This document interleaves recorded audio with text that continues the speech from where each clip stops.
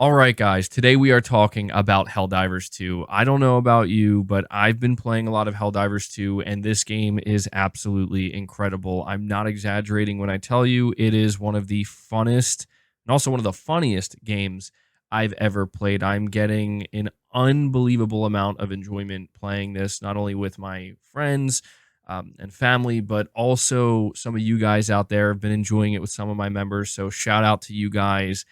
And yeah, it's incredible to see this game rising the way it is. And so, what I want to do is just show you guys and just present it to everybody in a video to show you just how well this game is doing. And then also talk about what this means for PlayStation, right? We know that Sony had a big focus for the past couple of years on live service, or at least their ambitions and their plans for live service. And of course, this made many PlayStation fans nervous. You know, what exactly is this going to mean for future PlayStation games? Is this really going to work out?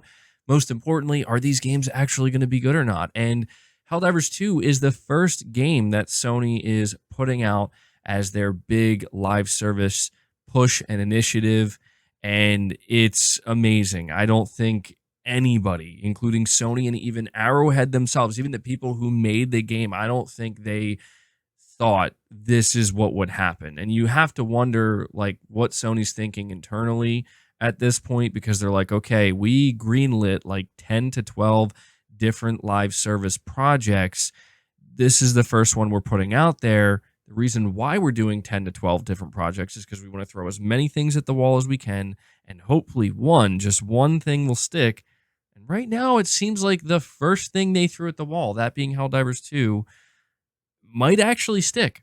And so if we head over to this article from VGC, they say here, Helldivers 2 is off to a record-breaking start on Steam, with the game's concurrent player count now eclipsing that of all other PlayStation PC ports combined. Helldivers 2 reached 333,827 concurrent PC players on Saturday, according to SteamDB. The peak player count of all other PlayStation titles combined is 300,359. And so this is not actually fully updated, because I'll show you here. Let me actually remove this and bring this up. This is a screen cap I took just a couple of minutes ago, where right now there's even more players. There's 340,000 people playing Helldivers 2 on Steam. But if you look at the all-time peak, it was achieved 16 hours ago, and it'll be really interesting to see if at some point over the course of today, we'll see it go beyond this. But the peak is 409,367 concurrent players. To put in perspective just how well Helldivers 2 is performing right now. And again, this isn't even counting PlayStation 5 numbers. Okay, it's easy to keep track of this through Steam because they let us see the amount of people playing at any given time, and they track it. But it's worth noting that on the PlayStation 5, Helldivers 2 has been sitting at the #1 most played game spot for at least 2 days now. It's ahead of Call of Duty. It's ahead of Fortnite. It's ahead of all the sports games, ahead of GTA Online. But to put in perspective, when it comes to the peak concurrent players, just how well this game is doing, it surpassed Destiny 2's all-time concurrent player count, Halo Infinite's, GTA 5, or GTA Online's. It's doing things that no one could have predicted it would be doing.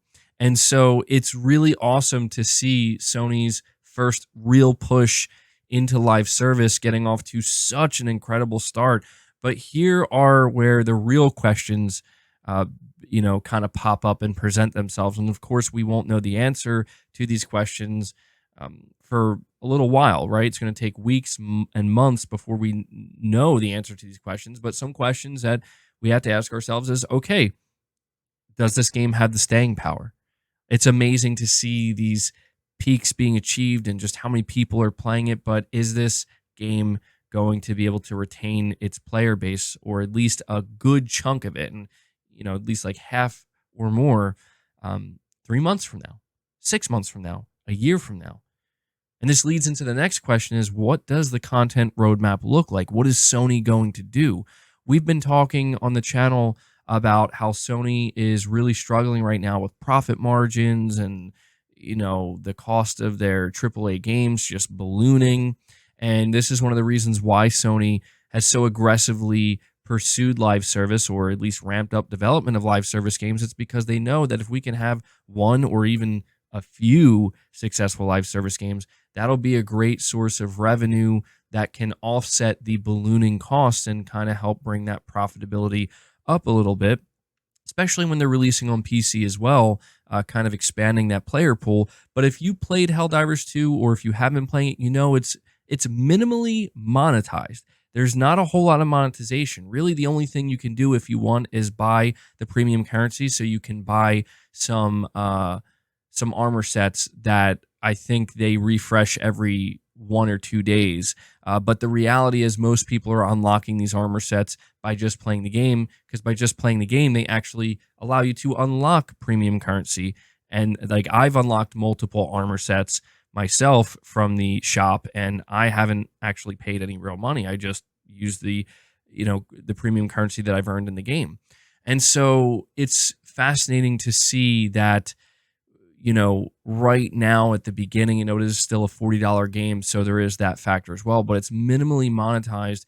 The amount of people I've seen basically coming up with ideas of stuff they would like to see, stuff they would absolutely be willing to pay for, is very fascinating, because the most prime example I could give you for PlayStation fans, right, is a lot of people are saying, yo, Sony and Arrowhead, they should do a collab here with Guerrilla Games where we get some Killzone armor sets, right? Like a Hellgast armor set, even if it is a premium cosmetic, the amount of people that would be absolutely ready and willing to pay for that, because who doesn't want to play Helldivers 2 as a Hellgast? A lot of people would be ready to do that. And then you think about all the other PlayStation franchises and stuff that they could kind of dip into, or collaborations with other games and stuff like that. I mean, the sky really is the limit. And I'm not saying I want to see this game get more heavily monetized necessarily. I'm just saying, in order for this game to succeed in the long run, they're going to have to compile a roadmap that, most importantly, gives players content, presumably free content, that keeps them coming back, right? That's the thing I'm most excited about. There's a lot of content here right now because it's a $40 game, and what's on offer, in my opinion, is well worth that $40. But it's really going to come down to 3, 4, 5, 6 months from now. What's the next, season? I don't know if they're going to do seasons, or what's the next content pack. What can I look forward to? And then, of course, when they do that, you can throw in some of the more premium cosmetics and stuff like that that can help generate more revenue for the game and keep it alive and thriving. Right now, the game is obviously thriving off of game sales. But yeah, man, it's got me really thinking about the true potential of a game like Helldivers 2 and how far it can really go. Obviously, there's the whole conversation of, should a game like Helldivers 2 go to other consoles and other platforms? People talking about it maybe going to Xbox. I'll tell you right now, the biggest problem that they have to solve, and the biggest priority, is the server issues. Because if there's anything that's going to, I think, hurt their overall long-term potentials, if they can't get these server issues under control soon, it could start to veer in like dangerous territory where people might start walking away from it. So that's their priority. Even if Sony said, yeah, let's just release it on Xbox, which I don't think they're going to do. But even if they wanted to do that and treat it just like a full-blown live service multi-platform game, that would take time, right? Like, they would have to port that over. It would take resources. Right now, they have just too much in front of them, where, again, they are in a way like suffering from success, where they did not expect this to happen. They now have already confirmed that they're doing a whole new roadmap. They scrapped their old roadmap. And seeing it find this much success, what gets me most excited is that now they can do things that were previously off the table, right? Seeing so many people support this game, it's probably selling incredibly well, but obviously they're retaining the players here. All these ideas, like these bigger, more lofty, ambitious ideas that they had for the future of the game that maybe weren't realistic or wouldn't happen if the game didn't find enough success, they're on the table. And things that maybe they haven't even thought of yet are on the table. And this is what makes this so exciting.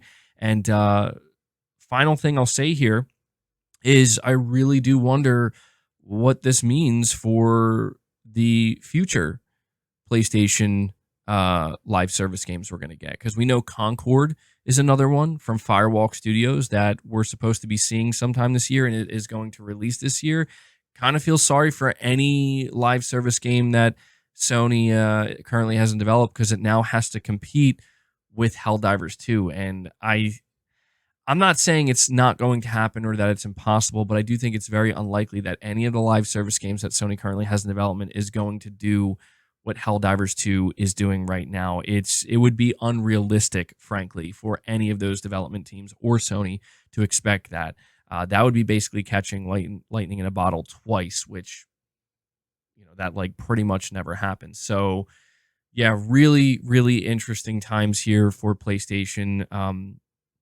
I did say that was the last thing I was going to say, but I have one more thing I want to say here, and that is just speaking to the community of Helldivers 2 and just the nature of how people are interacting with one another, whether you're just playing the game with new people or random people, or even if you're talking to people online about the game. It's actually been incredibly pleasant, and it's been very nice. There's so much toxicity out there. There's so much negativity. I mean, really, you don't have to look for it.